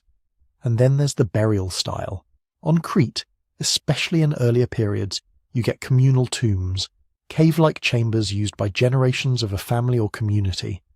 Bones get moved, reorganized, mingled. The dead are part of a long, layered ancestry. On the mainland, by the later Bronze Age, elite graves increasingly focus on individuals. Shaft graves at Mycenae with spectacular gold masks, weapon sets, cups and jewellery. Later, huge beehive-shaped tholos tombs cut into hillsides, with long dromos passages leading down to a single dramatic burial chamber. You're not looking at anonymous ancestors here. You're looking at named lineages asserting themselves. This one person mattered. This family matters. This hierarchy is real. Both worlds run palaces. Both store surplus, manage land, direct labour, officiate rituals. But the Mycenaean package is more overtly militarised and stratified. Their power is advertised through walls, weapons and royal burials in a way the Minoans never quite embraced. So what happens when these two systems start to overlap? By the time the fires are flaring in the Cretan palaces, the Mycenaean world is consolidating. Citadels across mainland Greece show increasing uniformity in architecture, pottery, and administrative practices. The Linear B script is being used to keep careful records in Greek. Local rulers are plugged into a shared cultural matrix that feels coordinated, not random. And out in the Aegean, Mycenaean-style pottery starts showing up in places Minoans once dominated. On Crete, this isn't just a trickle. After the big destruction horizon, Mycenaean material culture surges. One of the clearest pieces of evidence for what's happening comes from the heart of the old Minoan system, Knossos. Before the burn, the palace at Knossos uses Linear A, that still unread script of the Minoan administrators. Afterward, when the site is reorganized, the tablets change. Suddenly we're looking at Linear B, same tablet shapes, same basic medium, same habit of writing on wet clay that accidentally gets fired in the destruction. But the language encoded is different. It's Greek. Archaeologists call this the Mycenaean phase of Knossos. Administratively, it behaves like a mainland palace. The tablets talk about herds, rations, textiles, bronzes, offerings to deities, all in a bureaucratic Greek that lines up closely with records from Pylos and Thebes. It's as if somebody took the Minoan palatial operating system and installed a Mycenaean language program to run on it. What does that mean in human terms? It doesn't necessarily imply a tsunami of settlers flooding across from the mainland and displacing everyone. Takeover can happen at the top. One possibility is elite replacement. Imagine a local crisis on Crete. Palaces damaged, rival factions squabbling, resources tight. A mainland prince marries into a Cretan family, or a Cretan faction calls in Mycenaean support to win a local power struggle. In exchange for military backing, those mainland allies get positions of authority. They bring their scribes, trained in Linear B. They start recording the same old flows of grain and wool using a language and script they're comfortable with. From the outside, the farmers may barely notice at first. You still deliver your produce. You still work the estate fields. But the men at the top table speak with a slightly different accent. Another possibility is administrative control without full political conquest. The Mycenaeans might not have needed to rule every village. What they really want is control over key nodes, harbours, major estates, the central palace complex. In that model, you could have a situation where Knossos becomes a Mycenaean-run fiscal and religious hub, orchestrating flows of goods that still come from overwhelmingly Cretan communities. The scribes might be mainlanders, the shepherds and weavers, local. And then there's the long, slow option, gradual dominance. Even without dramatic battles, a militarized, coordinated mainland economy could outcompete a weakened Cretan system. Mycenaean traders show up with desirable goods and new stylistic fashions. Local elites imitate these to keep up with their peers. Over a few generations, the alliance networks, the armour, the burial customs, the iconography, all drift towards Mycenaean norms. By the time you look back, it looks like a takeover, but at no single moment was there a clean break. Whatever combination actually happened, the archaeological signal is clear. After the palatial burnings, Crete starts to speak the visual language of the mainland, burial shift. You start seeing more individual graves with weapons and imported Mycenaean-style pottery. Tomb types and grave goods echo those on the mainland. Elite Cretans, or Mycenaeans living on Crete, are making statements in the symbolic vocabulary of warrior aristocracy. Weapons change, too. Earlier Minoan art, even when it shows bull leaping or hunting, often downplays explicit battlefield violence. The weapons you do find, like elegant rapiers, fit a world of prestige and ceremony as much as combat. In the post-destruction period, Mycenaean-style swords, spearheads and armour pieces become more common.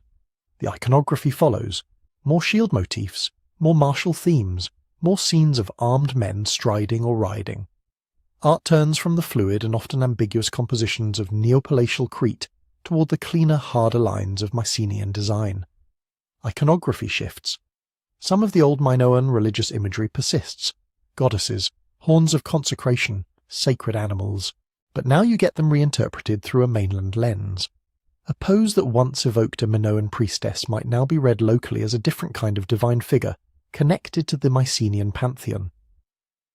Some names on Linear B tablets at Knossos, like a form of Poseidon or Zeus, appear alongside old occult symbols that once belonged to Minoan ritual spaces. It's like watching a familiar stage set reused for a new play. Then there's the bureaucratic machinery itself. Under Minoan control, the palaces track goods using Linear A, with ceilings and tablets that we can recognize but not fully interpret. The system seems to have its own accounting conventions, its own categories. Under Mycenaean administration, we can read the tablets. We can see how obsessively they count livestock, textiles, bronzes, chariot parts. We can map the hierarchy of officials and see the fingerprint of a centrally controlled kingdom. The impression is that the Mycenaeans plug their own administrative logic into an existing infrastructure, storerooms, workshops, networks of dependent communities, and push it in a more militarized, extraction-focused direction. And yet, for all these changes, Crete doesn't just flip a switch and become a copy of Mycenae. Continuity threads its way through the disruption. Local potters keep using traditional clay sources and techniques, even as they adopt mainland shapes and decorative motifs. You get hybrid styles, Cretan hands making Mycenaean-looking wares with a twist. Sanctuaries that had been important for centuries continue to be visited. Offerings keep piling up in certain caves and peak sanctuaries, even as the overarching political order shifts around them. Some of the old Minoan symbols, double axes, sacred horns, certain animal combinations, refuse to vanish. They're absorbed, reinterpreted, or quietly maintained alongside the new Mycenaean gods and titles. Craft traditions, especially in things like fresco painting and fine metalwork, often look like a direct line from earlier Minoan workshops, now serving new masters. If you walked through Knossos in its Mycenaean phase, you might still recognize the layout, the light wells, the painted walls. The language on the tablets would be different, the imagery sharper, more martial, but the bones of the place are undeniably Cretan. This is how one story overwrites another, not by erasing every trace, but by using the old script as a palimpsest. The Mycenaeans don't raise Crete and start from bare rock. They inherit a landscape dense with meaning and infrastructure and gradually adjust its settings. Over time, when later Greeks look back, what do they remember? They remember the mainland heroes, Mycenae, city of Agamemnon, Pylos of Nestor, the fortresses, the warlords, the Trojan War tradition. Crete, in their stories, becomes something else. The place of Minos, of the Minotaur, of strange myths that feel half-remembered, half-invented. A powerful island, yes, but folded into a narrative now dominated by the Mycenaean experience. And because the Mycenaean system leaves written Greek records, their version of reality has a louder voice in the surviving archive. The Minoan world continues in ghost form, in reused buildings, in stubborn local shrines, in borrowed symbols, and in the skills of artisans who grew up in an older tradition. But in terms of who gets to define what Greek civilization will later be traced back to, this period is pivotal. Mycenae rises. Crete changes hands, not necessarily once, not necessarily everywhere at the same time, but enough that when the dust settles, the mainland model is in charge of the story. And that shift, from a sea-focused, relatively open, ritual-heavy palatial culture to a more citadel-centered, war-advertising, lineage-obsessed one, is one of the ways an earlier civilization starts to slip into the background, not vanished, just overshadowed. Because the next time the Aegean palaces fall, it's the Mycenaeans whose collapse will be remembered, and in that retelling, the civilization they had already overwritten becomes even easier to miss. When you fast-forward a few centuries from that Mycenaean phase on Crete, something strange has happened to the island's past. The people actually living there still have local traditions, local shrines, local stories. But when literate Greeks of the later archaic and classical periods start putting things into writing, when they finally have the tools to turn memory into text, the Crete that appears on the page is a mythological theme park. You don't get, here's how an earlier maritime civilization organized its palaces and trade routes. You get King Minos, the tyrant of Knossos, demanding human tribute from Athens. You get Daedalus, the genius architect, building a labyrinth that's part prison, part supernatural maze. You get the Minotaur, a literal monster at the center of Cretan power, fed on foreign youths. That's what Minoan civilization looks like through later Greek eyes.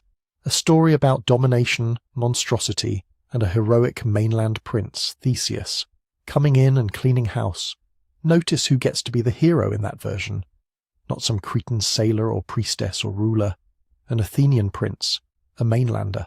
The island is powerful, yes, but ultimately it's a stage for a Greek city's origin myth, a place Athens proves itself against. By the time those myths are being written down, nobody remembers Linear A. Nobody can read the old clay tablets that once tracked Cretan flocks and offerings. The palaces themselves have gone through phases of abandonment, reuse, and reinterpretation. Earthquakes, fires, and the slow grind of time have turned bright frescoes and storerooms into rubble and fill for later buildings. The Mycenaean version of Crete, the one that wrote Greek with Linear B at Knossos, is already long gone too. The late Bronze Age collapse has knocked out the whole palace system, mainland and island alike.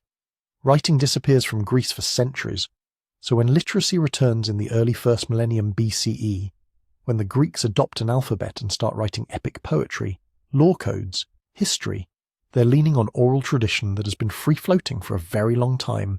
And oral tradition doesn't preserve a civilization like an archive. It preserves a feeling. Maybe what survived in stories about Crete was a sense of an older, uncanny power in the islands. Maybe vague memories of a time when Cretan ships dominated the Aegean, collecting tribute, setting terms. Maybe dim recollections of labyrinthine buildings, complex storerooms, and strange bull rituals. But by the time those impressions hit the page, They've been folded into the worldview of much later societies. Homer's Crete of the 100 Cities is a place of many peoples and many tongues, but it's a backdrop, not a protagonist. Later authors turn King Minos into the world's first naval emperor, ruling the seas, stamping out piracy. Then they darken him, paint him as cruel and arbitrary. Still others rehabilitate him as a wise lawgiver. All of this says more about what later Greeks thought kingship and sea power should look like than about what the Bronze Age Cretans actually did. This is how conquerors' record-keeping outlives the conquered. The Mycenaeans adopt parts of the Cretan system and plug Greek into it. Their language gets written, their titles and gods show up on tablets, their administrative habits become legible to us. When that whole world falls apart and centuries later Greek speakers start writing again, the line of remembered ancestry runs through Mycenae and its kin, through Agamemnon, Nestor, and their legendary peers. The written, self-aware tradition of we Greeks grows out of that imagined heroic past. The people who originally built the Cretan palaces had no such descendants in the textual record. They don't get to say, this is who we were, this is what we believed, this is how we saw ourselves. Their script remains undeciphered. Their bureaucratic language is locked away in signs we can copy but not read, so when later writers look back they don't see Minoans. That term is a modern invention, coined by Arthur Evans in the 20th century, inspired by the Minos myth. The ancients themselves saw people of Crete, Cretans, followers of Minos, but always filtered through their own horizon. Meanwhile, the most detailed sources we have for the late Bronze Age Aegean come from the side that wrote Greek, the Mycenaeans, the Hittites, the Egyptians. They mention places that might be Crete, might be Aegean islands, but always as trade partners, enemies, occasional line items in royal inscriptions. In that paper trail, Cretan identity gets flattened into an entry in someone else's ledger.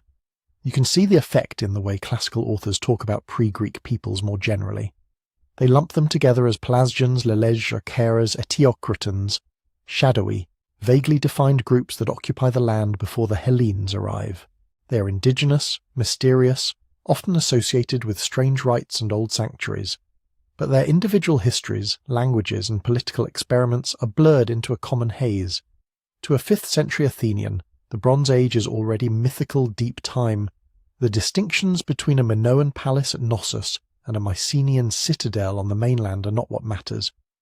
What matters is how those distant, half-remembered worlds can be deployed in present arguments about law, citizenship, warfare, or piety.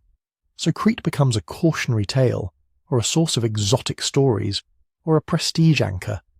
Our customs go back to Minos.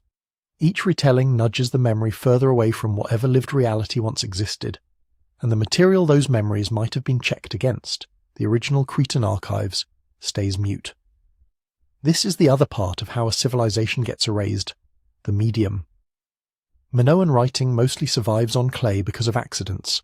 These were not formal, we will last forever inscriptions carved into stone.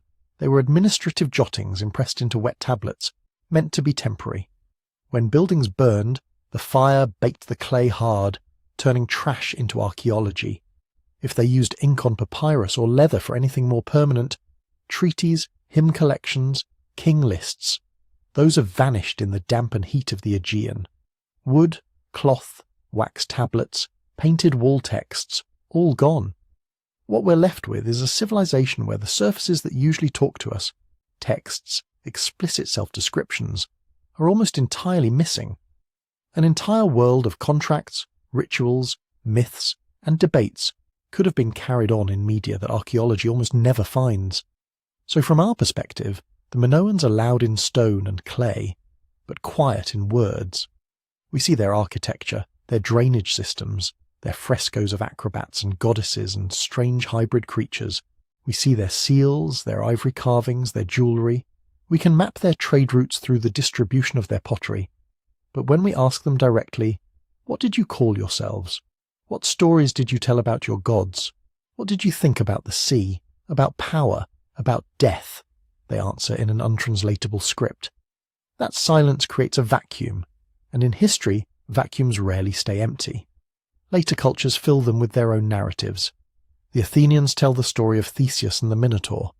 Roman writers like to imagine Minos as a sort of judge of the dead, sliding him into their own evolving afterlife mythology. Modern Europeans in the 19th and early 20th centuries, steeped in romantic ideas about the origins of Europe, project their anxieties and hopes onto the stunning finds at Knossos. Each layer adds an interpretation. Each interpretation risks pushing the original further out of focus. This is where archaeology becomes more than just treasure hunting. It becomes a way to argue back against the louder storytellers. Archaeologists can compare plantation-like Mycenaean estates with the more open Cretan palace landscapes and say, hold on, maybe power worked differently here. They can point out the lack of fortification walls in most Minoan sites and ask whether all that later talk of Minos the tyrant reflects Cretan reality or mainland fears.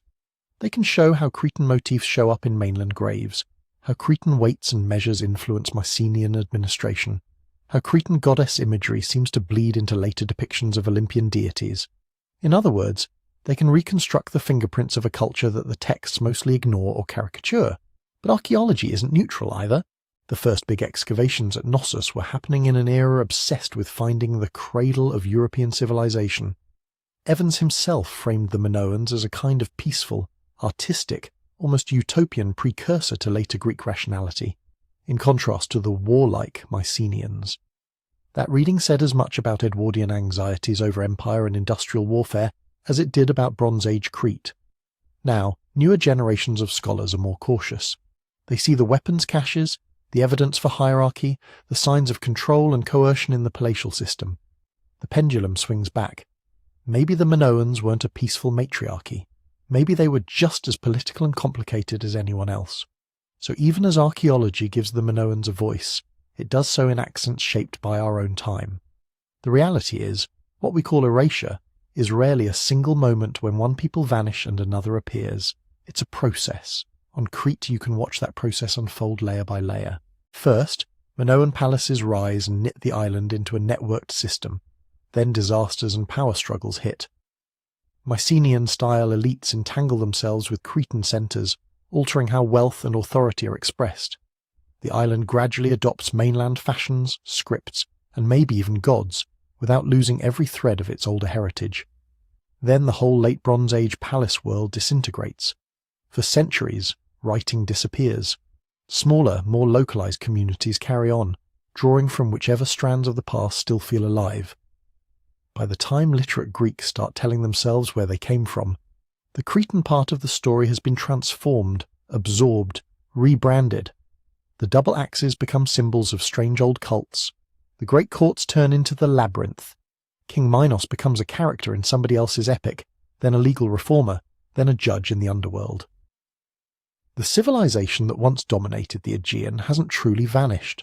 Its genes continue in the people of the islands, its symbols survive in shrines, its building techniques echo in later architecture, its trade routes set patterns later merchants still follow, but its name, its language, its self-understanding have been almost entirely overwritten. This is what erased usually means in deep history.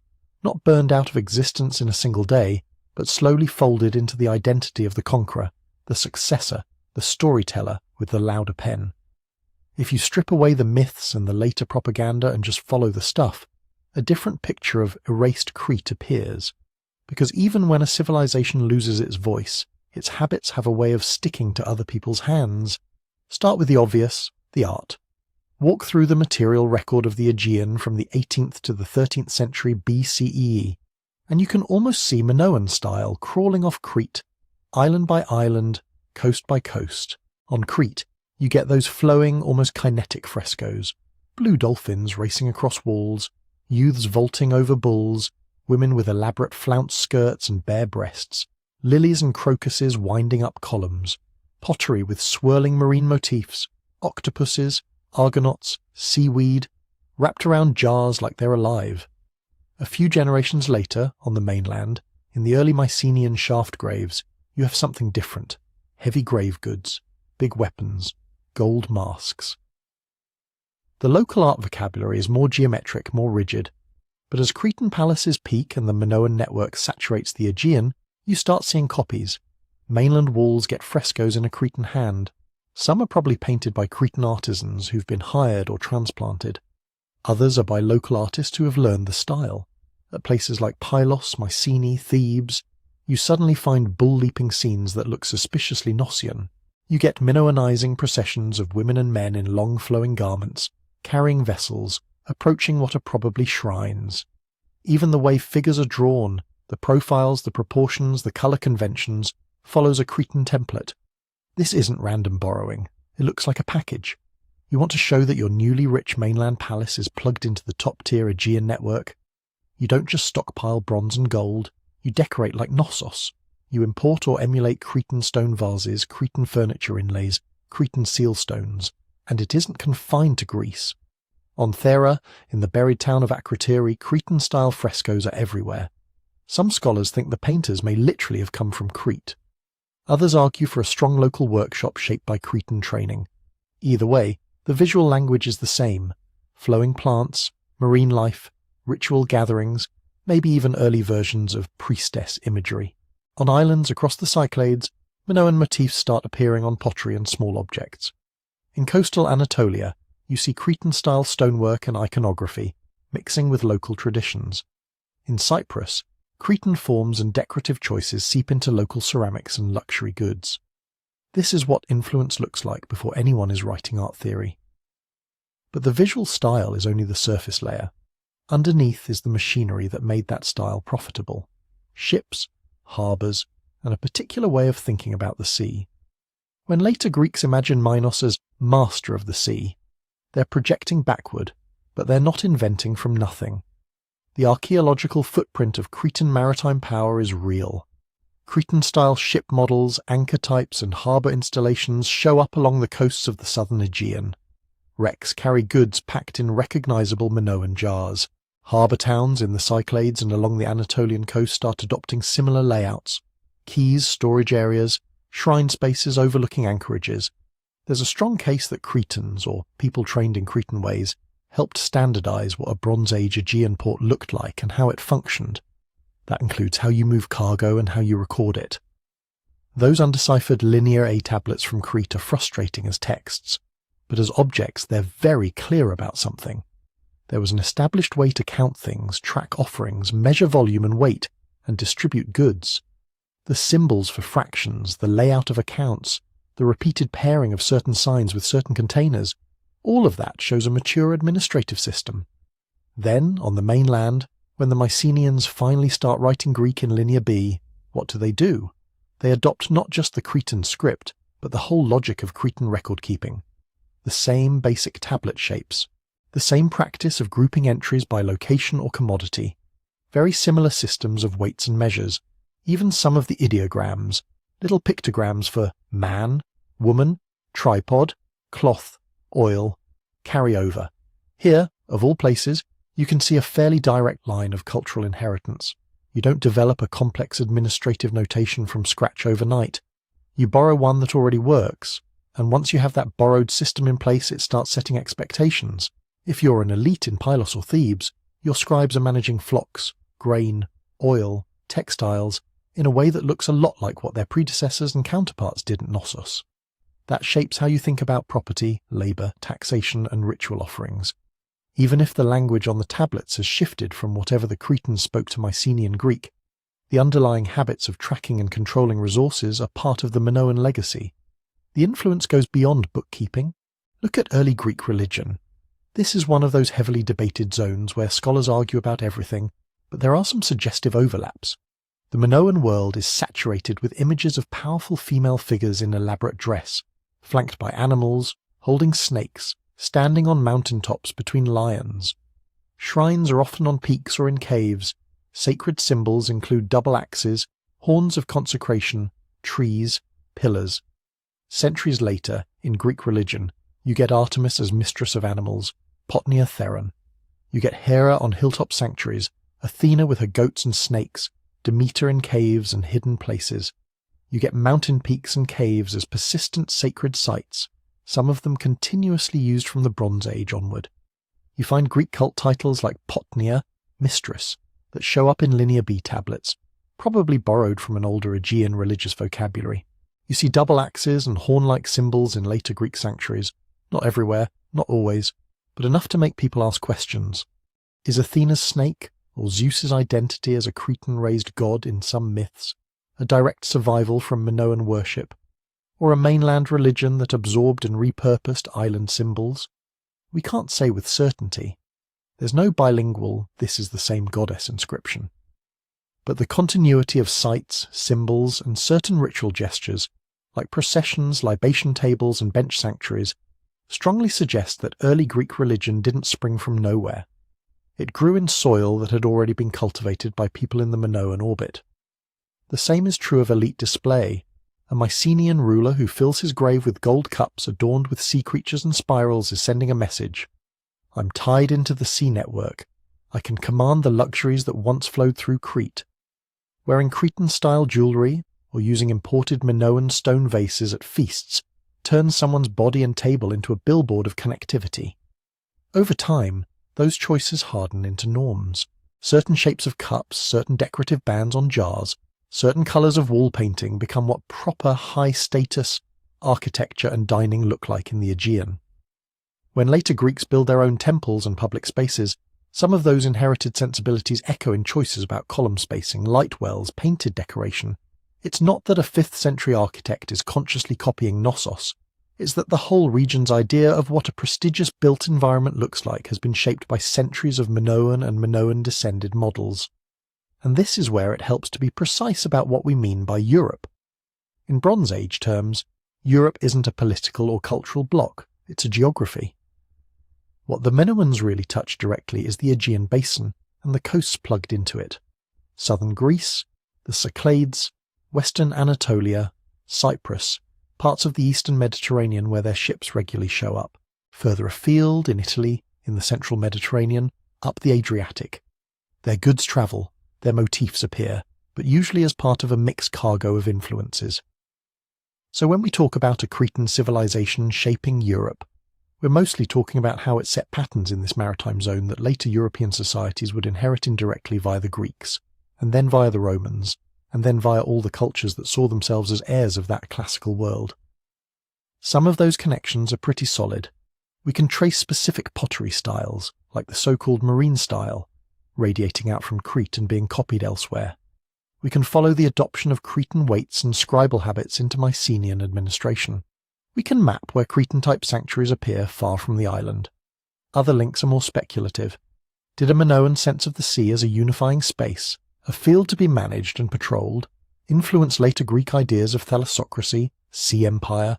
Maybe. Did Cretan goddess imagery feed directly into the iconography of Aphrodite or Hera or Athena? Possibly, but the chain is long and full of reinterpretation. Archaeologists and historians spend a lot of time arguing about where to draw that line between direct inheritance and looser diffusion. Sometimes what looks like a Minoan survival might just be different societies facing similar problems, such as how to build on unstable ground or how to symbolize authority, and independently arriving at similar solutions. What's clear, though, is that Crete was one of the first places in this part of the world to put a full package together. Palatial centres, standardized administration, wide-reaching maritime trade, a distinctive art style, and a regional religious vocabulary. Once that package existed, it didn't stay home. It bled into the practices of neighbours, rivals, successors. It helped define what power looked like around the Aegean, and even after the palaces fell, after linear A and B both went silent, pieces of that package kept circulating. They show up in shrines reused for 1,000 years, in myths that relocate gods but keep their mountain and cave settings, in the shapes of cups and the routes of merchants, in the very idea that a sea could be an empire's road instead of its wall. Names vanish, languages die, scripts become puzzles in museum cases. But the habits they carried, of counting, building, decorating, worshipping, sailing, can persist long enough that no one remembers where they started. That is what Minoan influence looks like from our end of time. Not a quoted source we can footnote, but fingerprints on everything nearby, smudged and partial, still visible long after the hand that left them has disappeared. For all of that, for all the fingerprints and echoes, there's a hard truth we keep circling back to with the Minoans. There are some things we simply still don't know, not because no one has tried to find out, because the key pieces are missing or buried or written in a language that sits right in front of us and still refuses to talk. start with the biggest blank: their words.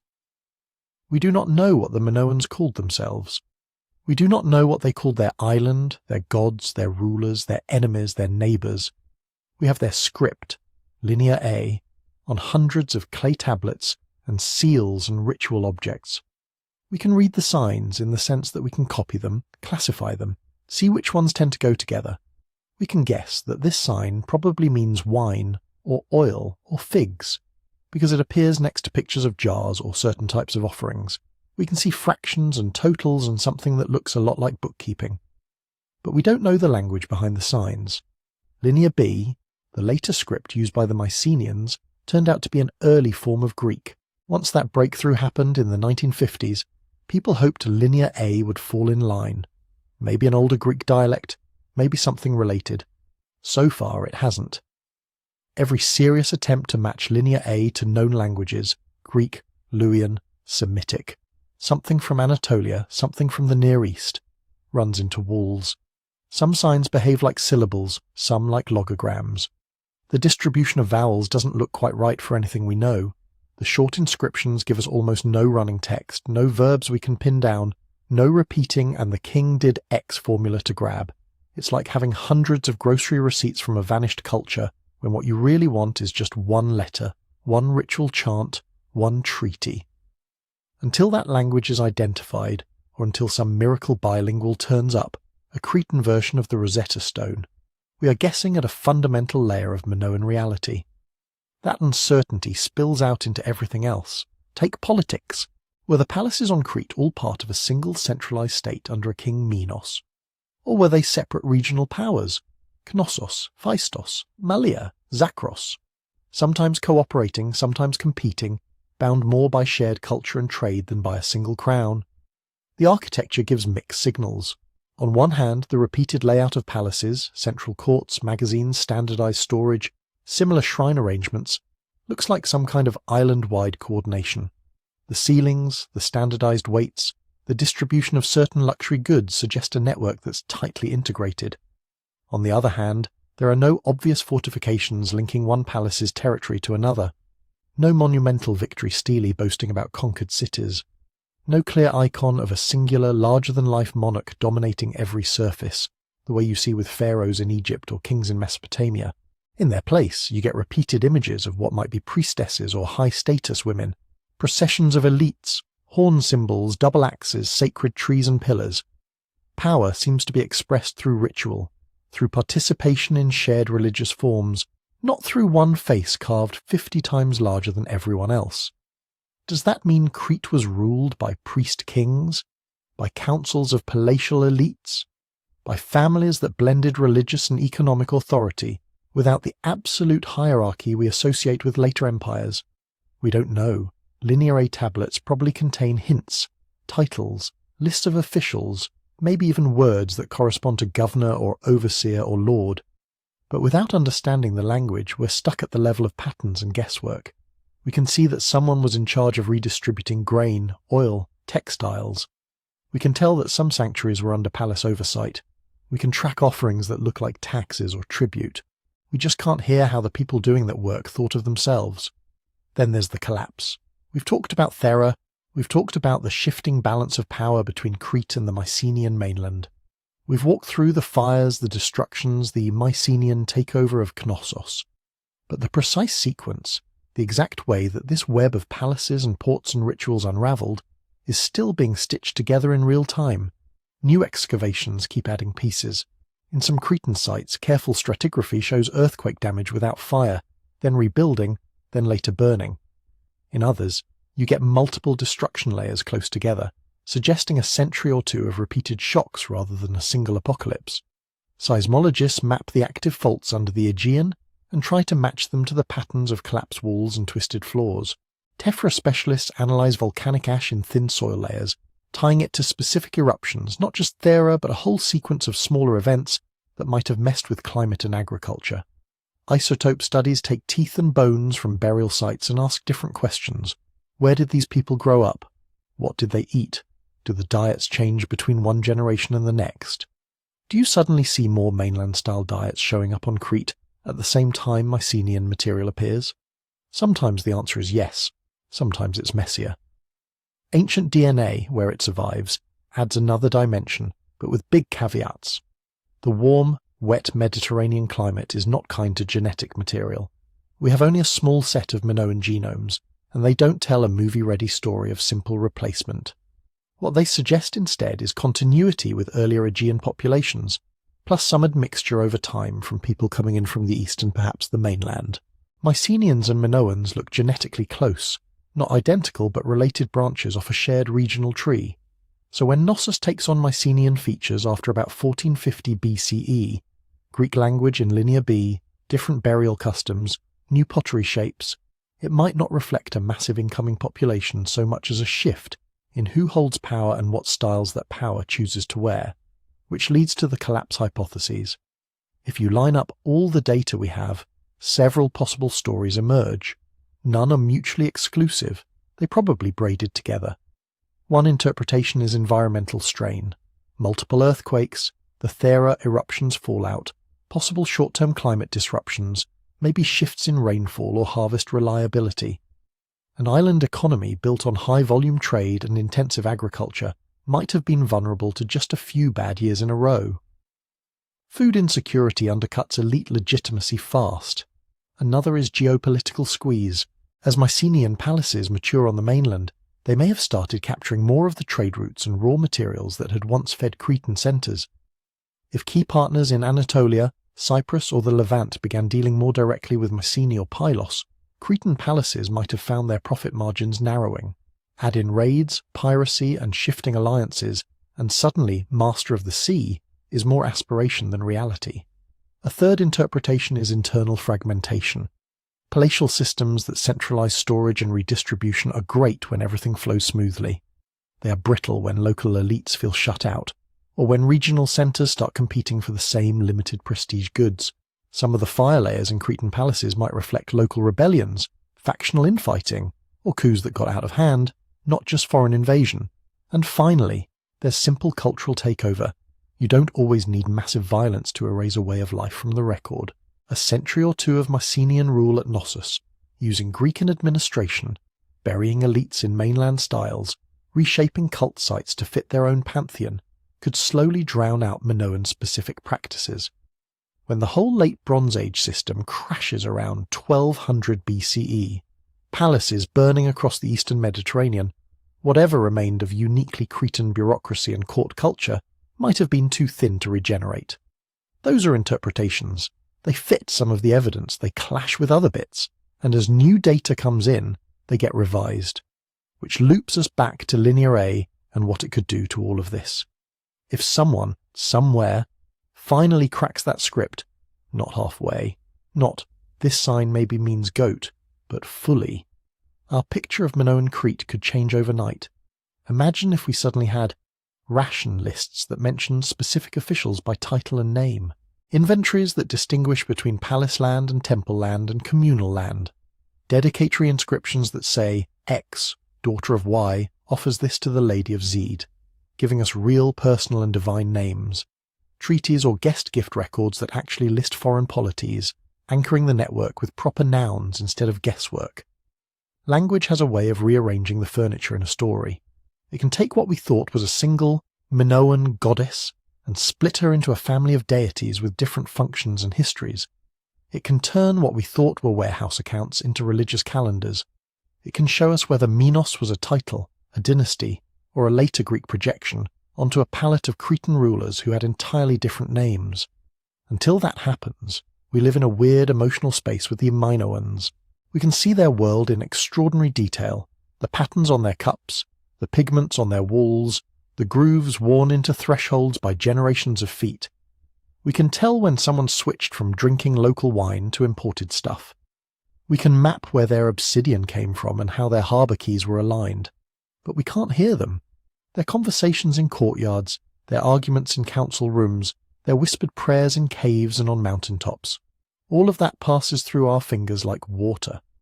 What we're left with is a sophisticated world glimpsed through fragments, a civilization that clearly mattered enormously to its neighbours, that helped set the terms of power and piety around the Aegean, and yet speaks to us mostly through styles other people borrowed and stories other people told. Which raises an uncomfortable thought. How many other societies were there, before Greece, before Rome, before the text-heavy empires of the Near East, that shaped the lives around them, and then vanished so completely we don't even have their broken scripts? The Minoans stand out partly because they left palaces big enough to survive, art vivid enough to fascinate modern eyes, and just enough writing to mock us. But they also stand as a reminder that history, as we usually tell it, is not a record of everything that mattered. It's a record of what managed to survive long enough, in sturdy enough form to be noticed. In the next section, we're going to push that idea even further, because behind the Minoans, behind the glittering palaces and the painted walls of Crete, there's an even older story.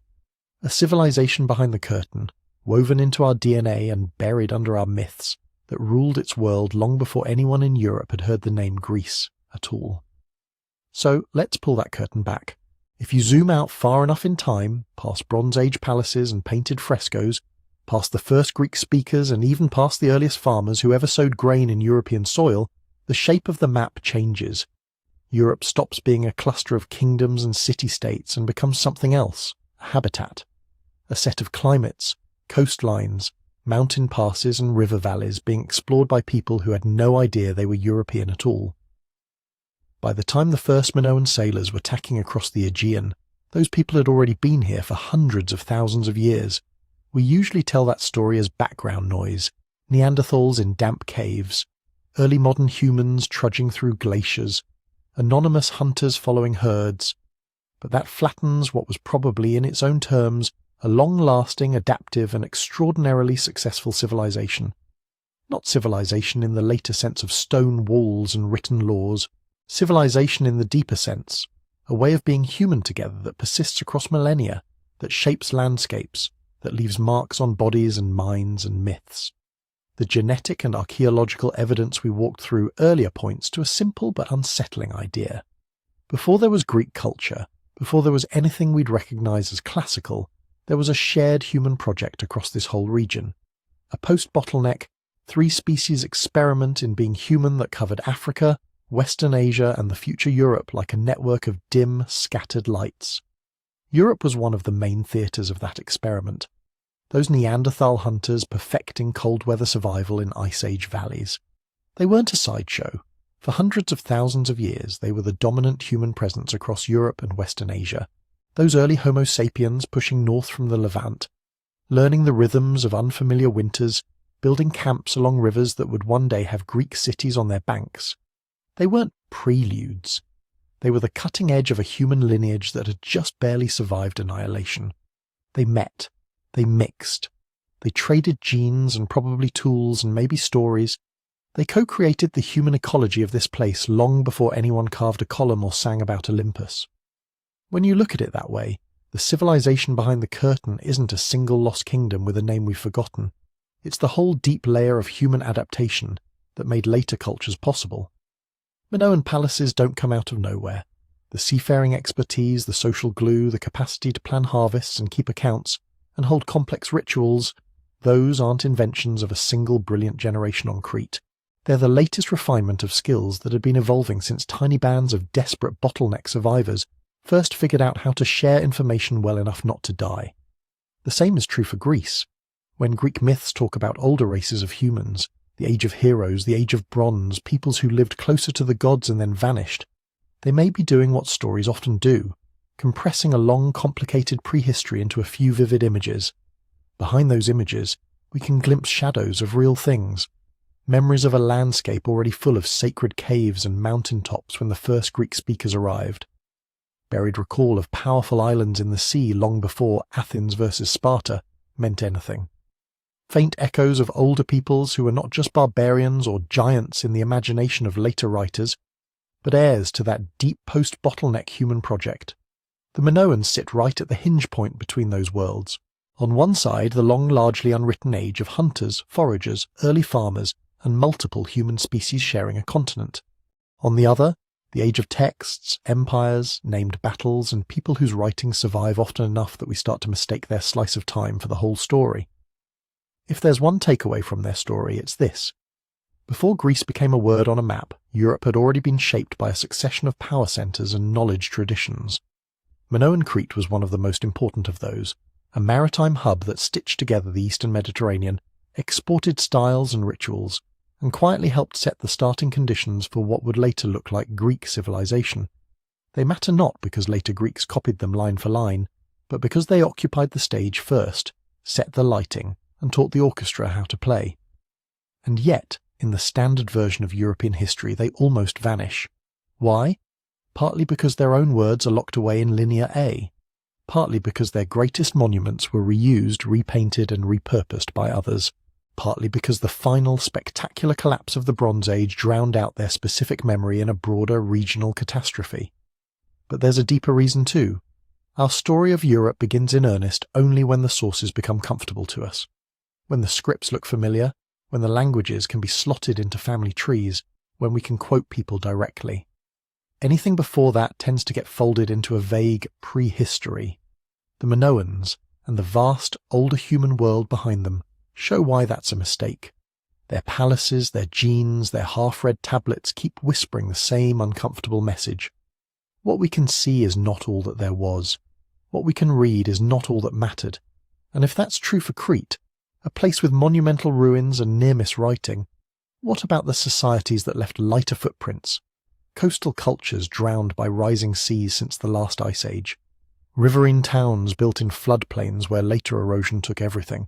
Highland networks that farmed and traded for centuries without ever stacking stones in a way that would impress modern archaeologists.